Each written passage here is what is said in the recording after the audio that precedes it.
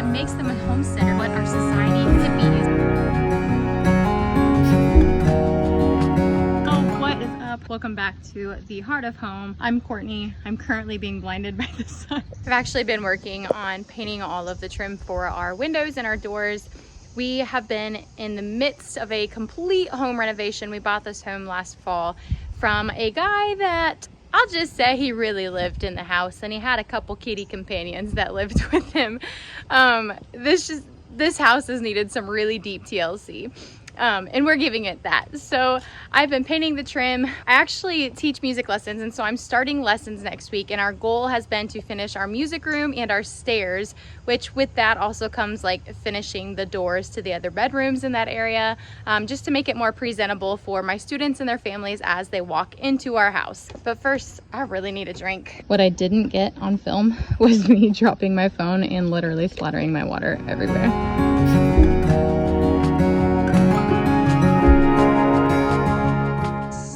Been painting, I've actually had my phone set up on our fence, and I've been listening to a lady from Farmhouse on Boone, and I've watched her stuff here and there, and I've really enjoyed her podcast because she's had different guests coming on just talking about parenting and homemaking and homesteading and whatnot, and how different it is for everybody. And I have just been fascinated by the response that she has received from not only the speakers on the show, but also just the people commenting on the podcast episodes. So it got me thinking, what makes somebody a homesteader? And this is something I often question because I feel like I am a homesteader to an extent, but then there's times where I also consider myself an aspiring or a dreaming homesteader, because I don't have livestock and I don't have animals other than my 2 dogs and my worm farm, if you want to consider that. My question for y'all, which we're going to talk about, but I want to hear from you guys as well in the comments, is what to you makes somebody a homesteader? So I saw a Instagram reel that had a bunch of statistics, and of course you always run the risk of looking at statistics online and not looking at the actual research that these statistics were gathered from yourself. But from what it was saying, and what I do stand behind and I do believe, is that America is actually one of the most unhealthy places to live, according to the number of people with like chronic health diseases and the hospital numbers, people on prescriptions and medications, etc. And recently I started reading this book called Cancer Hates Tea. Now, I'll put a link to that book in the description because I can't remember the author of it right now. I found this book while I was in downtown Disney, believe it or not, on one of our vacations in February to Disney World. And we went to a tea shop as we were just kind of meandering. And of course, I got hooked by the loose leaf tea shop. I mean, why wouldn't I? And I saw this book. And you know, we've lost a couple people in our family to cancer suddenly, actually. But I know that cancer is prevalent, and it is a very common thing that people die from. And in this book, it is just talking so far, I haven't read the whole thing, it has been breaking down what tea is, why it's effective, the biology of tea itself, what is considered tea, and what I found fascinating is I've learned through this book that cancer really originates from free radicals in our body. Again, I'm not a medical professional and I'm not a scientist or anything. I'm just sharing what I've absorbed from this book and from what I've learned elsewhere. But free radicals in our body are dangerous. And there are things that we can intake to basically control these free radicals. And tea is one of those things. And tea is actually the 6th most drank beverage in the United States. We are also the country with the highest cancer population. And we are one of the countries with the lowest tea intake. And ironically enough, I don't know if this is significant data or not, but countries with the lowest cancer numbers also have the highest tea drinkers.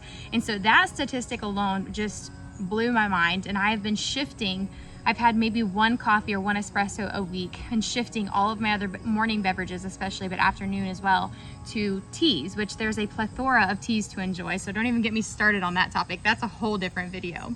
And there is a component in tea that actually addresses the free radicals, which just blew my mind. If that is a problem in our country, why are we not consuming more of a beverage that addresses them directly?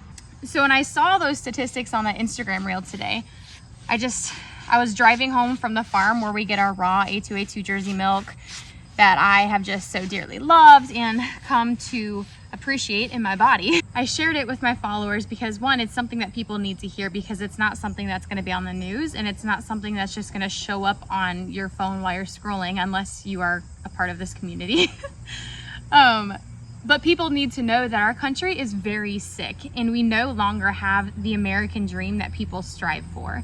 And quite frankly, it's being very corrupted. All of that to go back to my question of what makes somebody a homesteader. I was driving back from this farm with my 2.5 gallon jars of raw milk, and I'm renovating my house. I just preserved a bunch of food out of my garden that I made a priority in the middle of a home renovation. I don't even have a kitchen, y'all. It has been a year without a kitchen. We don't have a kitchen sink. Like, we literally, on record, do not have a kitchen in this house because there's no kitchen sink. And I sat there and I looked at my milk, and I looked at the farm eggs that I had as well. And I thought to myself, am I a homesteader? I don't have any chickens. I don't have a cow. I have a desire for those things. I have a desire for goats. I have a desire for rabbits. I have a desire for all these things. And I know, and I'm confident in my heart that I have a desire for those things because the Lord has something planned that for me that relates to these things, whatever that might look like. It got me thinking, you know, these accounts that I follow, what makes them homesteaders?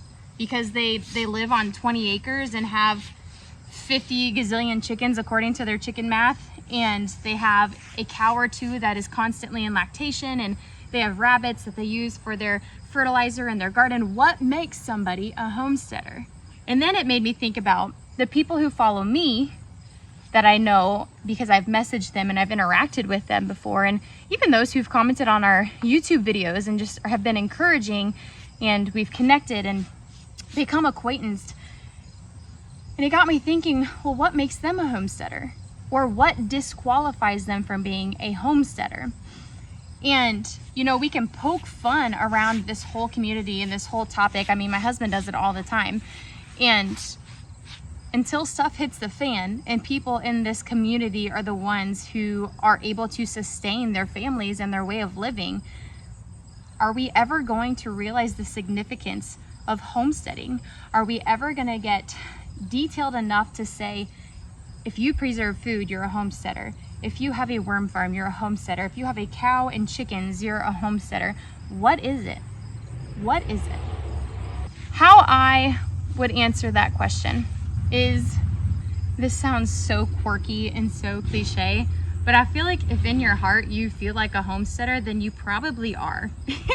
Because if you're aspiring to be a homesteader, you're probably making an effort and taking the steps like preserving food, or buying organically, or just from the farmer's market because you live in a condo and can't afford to grow a large container garden on your patio. Like, whatever it might be, if you have this desire to be a homesteader and you're trying and you're taking these baby steps while waiting in your classroom and learning, aren't you a homesteader?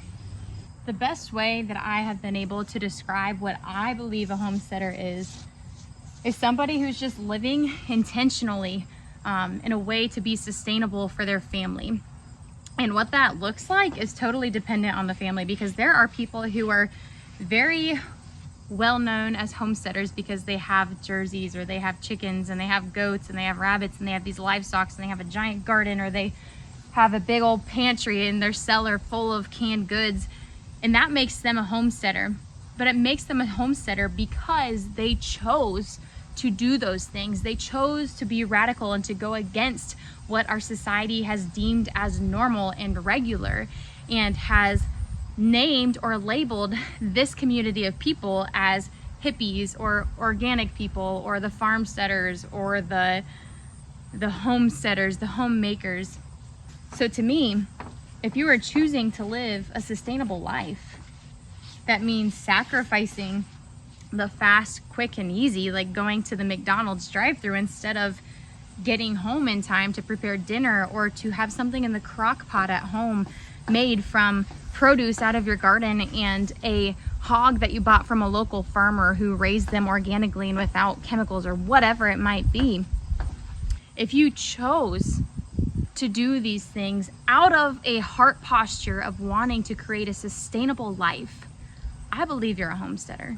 Now, that doesn't mean that you've made it, or that you stop trying because you officially have somebody telling you that you're a homesteader, and that ultimately has been the goal. Because just like I said, I consider myself a homesteader, and I don't have livestock. We live on less than an acre. Sure, I have a big garden. I have 2 dogs I have to care for. I have a worm farm I have to care for, which seems like the silliest thing in the world, but it's true.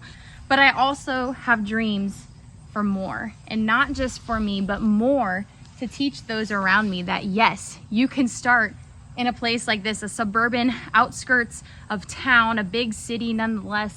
You can start right where you are. Shoot, I have a house 3 houses down from us that has chickens in their yard, which we would do, but we have dogs that would just kill them. I know that this isn't my stopping point. It might be a stopping point for a lot of people, and that's okay. But I think you can be considered a homesteader and not be content with where you are. I think you can be considered a homesteader and still dream for something more. I think you can be a homesteader and know in your heart there is more for you to steward. I don't know if you guys can see very well in the video, but we actually had some lilacs blooming on this lilac bush on the other side of our fence. And it's very unusual, but I've learned that after either a stressful summer, which I don't believe it has been, but we had a very low temperature, a couple of weeks actually, probably about a month or so ago, followed by some very warm weather. And apparently the Google said that it can trick lilacs into, or lilacs, however you say it, into going into bloom again. So as you can tell, I've had some really deep thoughts on what a homesteader is. I've actually been struggling to edit my videos and get them out in time, because ever since we got back from Hawaii, it's been like go, go, go to preserve what's coming out of the garden. But also in our house, because I am a normal person and I have normal responsibilities, and our house was one of them. So videos have just been put on a pause, but I haven't stopped recording. So eventually they will all get out there. I'm gonna hang out with my 3-year-old and my 2 dogs in the garden and go cook some dinner. I hope this video blessed you guys, and I'll catch you on the next one. See ya.